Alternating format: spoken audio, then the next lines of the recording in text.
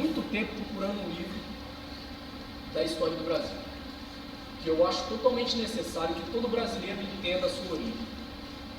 Desde quando eu era criança, eu tinha algo que me torturava muito, que eu sempre gostei de índio. A ideia do índio me impressiona. Eu não sei, eu acho que é um contato muito forte com o mundo, que a gente não entende, sabe, que a gente já está no mundo moderno que desfez toda essa tradição. E eu ficava muito puto, porque na escola a gente não aprendia nada sobre isso. A gente colocava cocar quando tinha 4 anos de idade, mas saía da escola sem saber nada. Sem saber nada. A gente fazia aquelas ocas americanas, né? Você acha que oca é aquele negócio triangular. Exatamente, eu aprendi a desenhar dessa forma. Desenhar os índios de lá perto, mas nunca ver os nossos. Nunca ver os nossos. E eu procurei durante um bom tempo um livro que contasse a história do Brasil, mas não como a escola. Não como a escola. Os livros didáticos são muito fracos. Eles te formam para preencher gabarito, não a pensar sobre a história. Obviamente não são todos os livros didáticos que são assim, mas a maioria que a gente vê distribuído no ensino público são livros que te ensinam a preencher gabarito e acertar o X na resposta certa. Isso não é aprender, nunca foi. Tanto que quando eu estudava história na escola, eu ficava lendo até decorar para passar na prova. Até decorar. Eu ficava lendo até decorar para fazer a resposta certa. Até hoje eu não lembro. Então eu não lembro um professor de história e um povo que não conhece a sua própria história está sempre fadado a repetir. Sempre fadado a repetir essa história.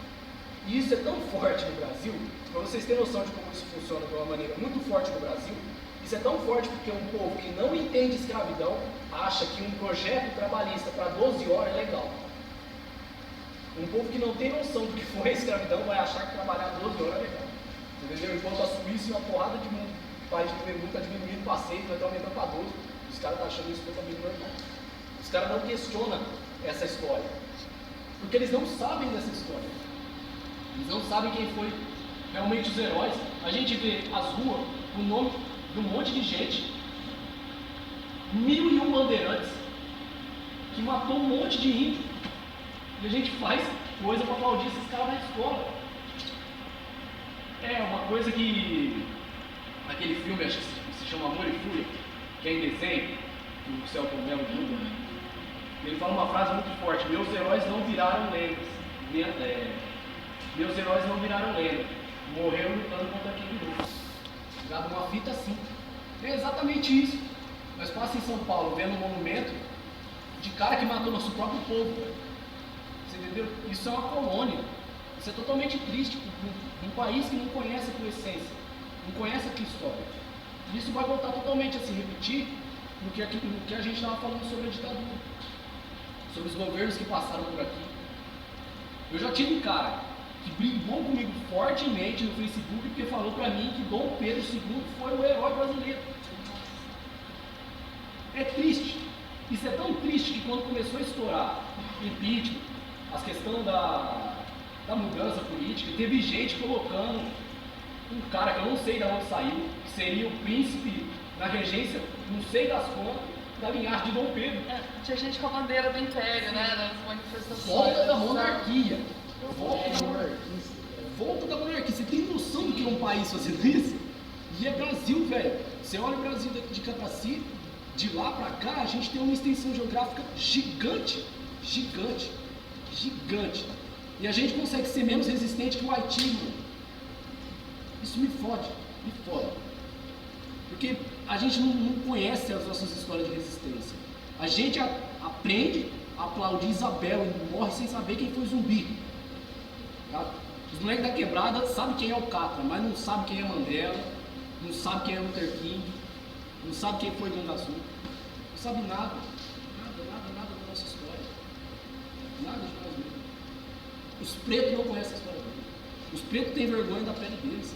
Eu já trabalhei na saúde durante um tempo e eu pegava pessoas negras que quando eu ia perguntar a cor, elas falavam para mim que era mestiço. Eu já tive negros que falaram para mim que era caucasiano. Eu não sei se ele sabia o que era caucasiano, mas ele falou para mim que ele era caucasiano. Os caras têm vergonha da cor. Vergonha da cor.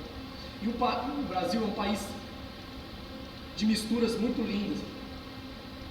E a gente resolveu se dividir entre essas misturas, se matar entre essas misturas, porque se colocou um padrão de normalidade.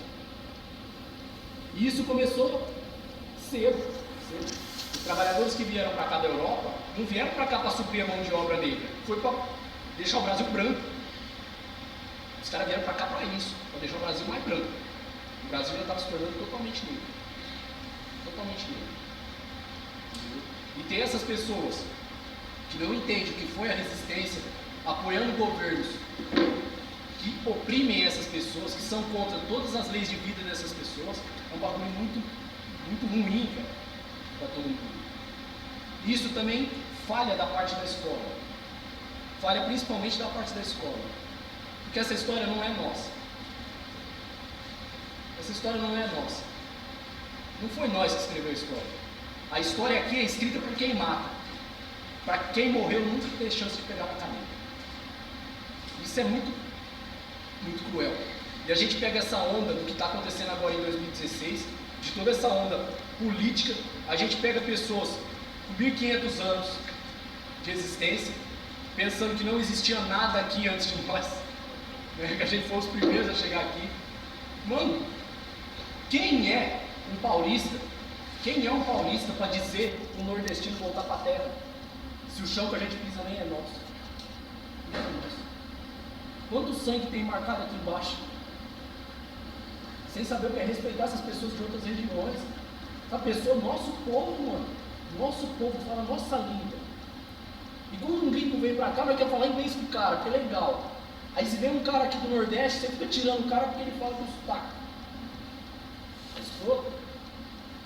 A gente aprendeu a ser colônia. Eu sempre falo isso. A gente parou de ser colônia de Portugal para virar colônia norte-americana.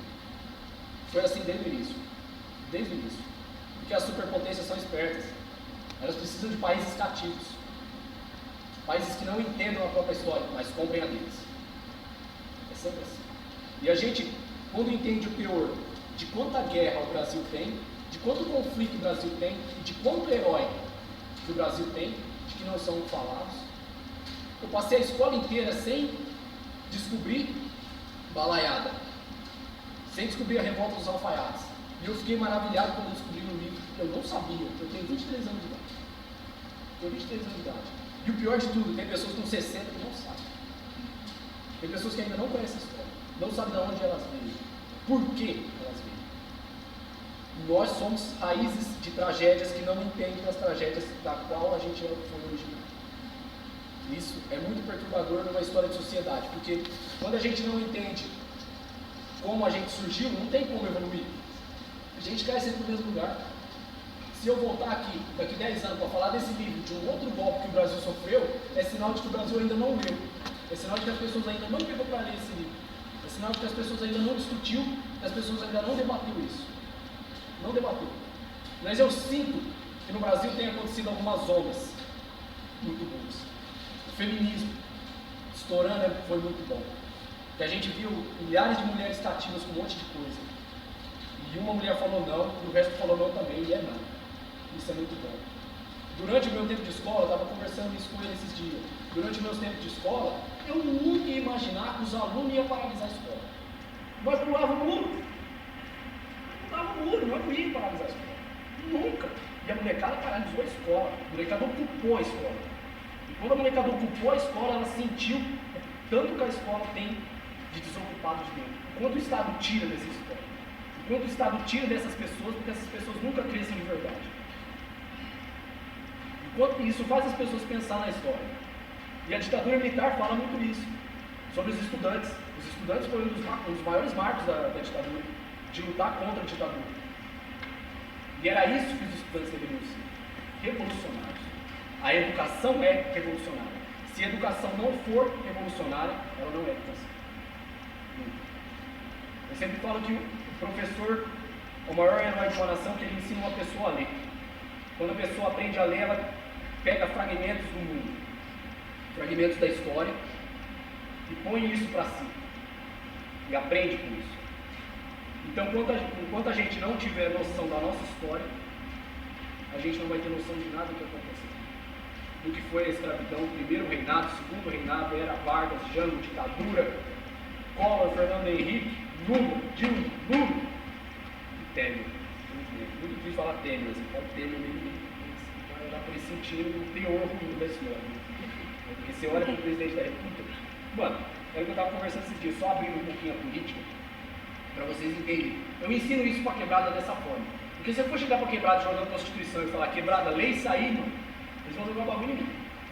Porque eles não vão entender. Então é política de escolinha, tá ligado? Suponhamos que todo mundo aqui trabalha numa firma. O nosso senso comum é entregar um produto para o povo. O povo precisa do produto que a gente produz. Isso é o básico. Quando eu sou parceiro seu de serviço e eu vejo uma falha sua, se eu tentar te derrubar, o meu senso comum nunca foi bom. A política funciona da mesma forma. É uma disputa de poder. A política do Brasil é uma disputa de poder. O povo é só uma peça para bater dedo na urna. Sempre. A democracia desses caras é de papel. Nunca funcionou. Bate o verde com o fim. Só. E o que é democracia num país incentivado por mil e uma coisa? Quando você chega num cara e dá 50 conto para ele exercer a democracia, já não é democracia. Já não tem interação de povo nenhum com a política. Porque primeiro, o povo não entende o que é a política. O povo não se vê como engrenagem dessa política. O povo é a política. O povo faz a política. Tá bom? Só para eu. Faz a credencial só até 9